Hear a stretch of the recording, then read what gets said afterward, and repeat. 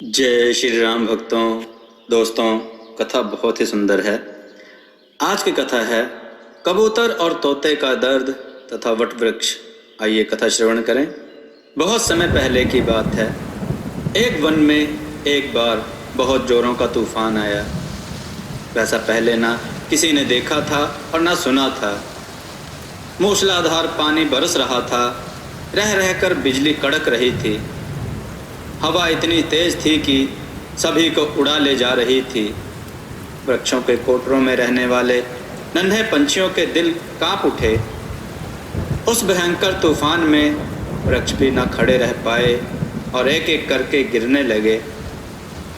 जैसे जैसे तूफान खत्म हुआ, पंछी डरते डरते अपने अपने घोंसलों से निकले। पूरे वन में 5-6 पंछी ही जीवित थे। शेष सभी उस तूफान की भेंट चढ़ चुके थे।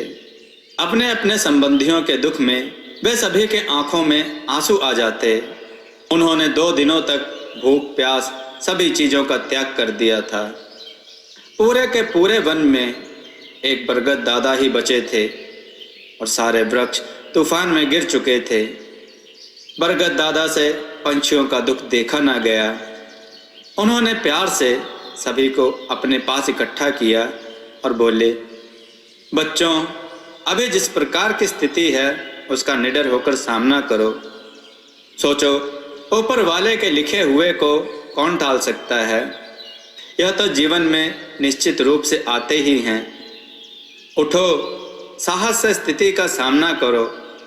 दुख को भी भगवान के प्रसाद के रूप में ले लो और नए सिरे से निर्माण में जुट जाओ। तुम्हारा जीवन अद्भुत रूप से जगमगा उठेगा। एक कबूतर जिसका नाम सोनू था को वट दादा की ये बातें तनिक भी अच्छी ना लगी। वो बोला, दादाजी, मेरे बहू बच्चे सभी तो तूफान में मर गए। अब आप ही बताएं, मैं भला जीऊँ तो किसके लिए। मैं तो आपकी डाली में ही फांसी लगाकर मर जाऊंगा। यह कहकर वह सचमुच बरगद के पेड़ की डाल पर लटकने लगा। वट दादा का तो दिल ही कांप गया। उसे अपनी गोद में छिपाते हुए बोले, ना बेटा ना, ऐसा बुरा काम ना करो। फिर और पंछियों को समझाते हुए बोले, देखो, संसार में ना कोई अपना है और ना पराया। जिसे हम अपना मानकर चलते हैं, जिसके साथ अच्छा व्यवहार करते हैं, वही अपना बन जाता है। जिसके साथ हम बुरा व्यवहार करते हैं, वही पराया बन जाता है। हमारा परिवार ही हमारा घर नहीं है, पूरा संसार हमारा घर है। तुम सभी आपस में मिलजुल कर परिवार की भांति रहो। तुम सभी के अकेलेपन का, संबंधियों के मरने का दुख धीरे धीरे दूर हो जाएगा। सभी पंछियों को वटदादा की यह बात अच्छी लग रही थी। आखिर कोई भी तो ऐसा नहीं था जिसके घर में कोई मरा ना हो। अतः सभी पंछी उसी दिन से मिलजुल कर काम करते रहे। कल्लू कौवा जहाँ खाने पीने की कोई चीज़ देखता तो कांव कांव करके सभी को जुटा लेता। कोयल सभी के लिए मीठे मीठे आम तोड़कर लाती तो तोता दूर दूर जाकर अनार और अमरूद ले आता। सोनू कबूतर अनाज के दाने इकट्ठा करके लाता। बस एक श्वेताश्व सारस ही ऐसा था जो कुछ भी काम न कर पाता था। वह वास्तव में बहुत बूढ़ा था। उसे कम दिखता था और काम करने में भी उसकी गर्दन कांपती थी। शुरू शुरू की बात है, वह और पंछियों से कुछ भी न लेता था। कहता था कि औरों पर भार नहीं बनेगा। जो कुछ जैसे भी जुटा पाता था खा लेता था। पर एक दिन सोनू कबूतर से यह देखा ना गया। वह बोला, दादाजी, क्या बच्चों का यह फर्ज नहीं है कि वे बूढ़े माँ बाप की सेवा करें। क्या आपके बच्चे होते तो आप इस प्रकार कष्ट पाते।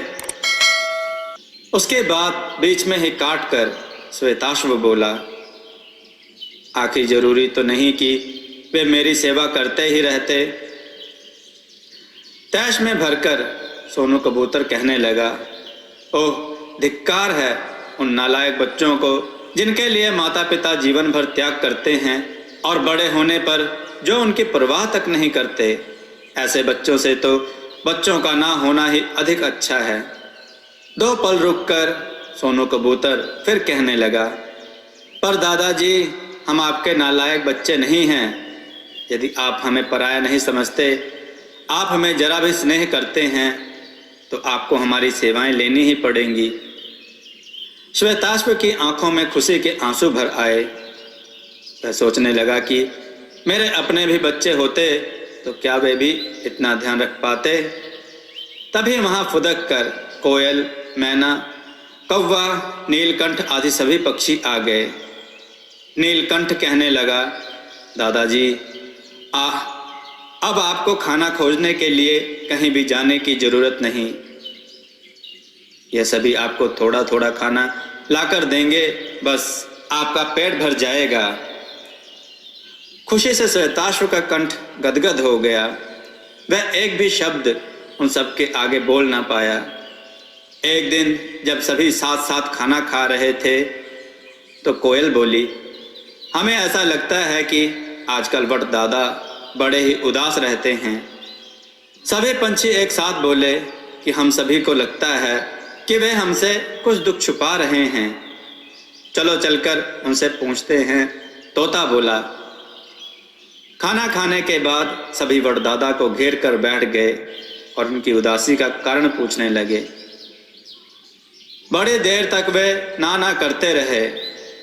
बहुत आग्रह करने पर बोले, बच्चों, मैं कभी कभी यह सोचता हूँ कि एक दिन यह जगह कैसी चहल पहल से भरी हुई थी। अब तो यहाँ पर चारों ओर धूल ही धूल उड़ती दिखाई देती है। पर दादाजी, हम सब तो सुबह ही काम पर निकल जाते हैं। साए साए करती सोनी दोपहर में आपको बहुत ही अकेलापन लगता होगा ना। कोयल बड़े भोलेपन से अपनी आंखें वटदादा पर टिका कर बोली। सो तो होगा ही, सभी पक्षी एक साथ बोले। श्वेताश्व सारस कहने लगा, दादाजी, आप हमारे प्राणरक्षक हैं, जीवनदाता हैं। यदि हम आपका दुख दूर न कर पाए तो धिक्कार है हमें। हम जल्दी ही आपके चारों ओर एक नई बस्ती बना देंगे। आशीर्वाद दीजिए, इस प्रयास में हम सफल रहें। इसके बाद श्वेताश्व ने सभी पक्षियों को कुछ समझाया। बस फिर क्या था, दूसरे दिन से अभियान शुरू हो गया। कबूतर, कौवा, कोयल, तोता आदि जो भी वापस लौटता, उसकी चोंच में जरूर कुछ ना कुछ चीज होती। कभी वे कोई पका हुआ बेर ले आते, कभी आम, कभी अनार ले आते, तो कभी उनकी चोंच में पीपल की टहनी होती। वटदादा के आसपास की जमीन को पंजों से वे थोड़ा खोदते, फिर कभी उसमें बीज डालते, तो कभी कोई टहनी उसमें गाड़ देते। 15-20 दिन बाद वर्षा ऋतु भी आ गई और कुछ ही दिनों में बरगद के चारों ओर हरियाली उग गई। नन्ही नन्ही दूब घास का गलीचा बिछ गया। कहीं नीम, कहीं पीपल, कहीं बेरियां, कहीं जामुन, तो कहीं अनार के पौधे, तो कहीं आम के पौधे उगाए।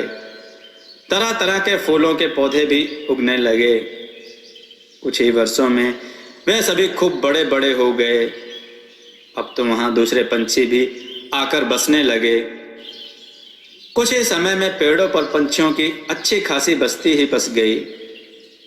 श्वेताश्व सारस और वटदादा ने सोनू कबूतर, कोयल, नीलकंठ, तोता और कौवा आदि का विवाह भी करा दिया। उनके नन्हे नन्हे बच्चे अब वटदादा के साथ रहते। सारस दादा बैठे बैठे सभी की रखवाली करते थे। एक दिन सोनू कबूतर हंसकर वटदादा से बोला, क्यों दादाजी, अब तो दोपहर में आपको सूनापन नहीं लगता होगा ना? बतियाने को अब तो आपके चारों ओर ढेर सारे पेड़ पौधे हैं। वटदादा भी मुस्कुराकर बोले, और भाई, तुम्हारा भी खूब मन लग गया है ना? अब तो मेरे डाली में गर्दन फंसाने की कोशिश नहीं करोगे ना? दादा और सोनू कबूतर की चुहलबाजी से सभी पक्षी मुस्कुरा उठे।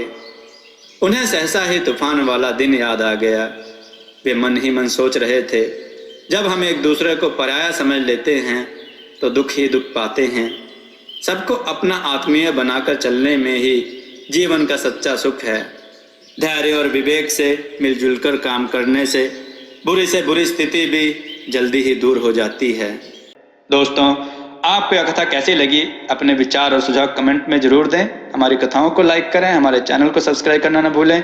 हमारी कथाओं को शेयर जरूर करें जिससे लोगों को अच्छा ज्ञान प्राप्त हो। जय श्री राम भक्तों।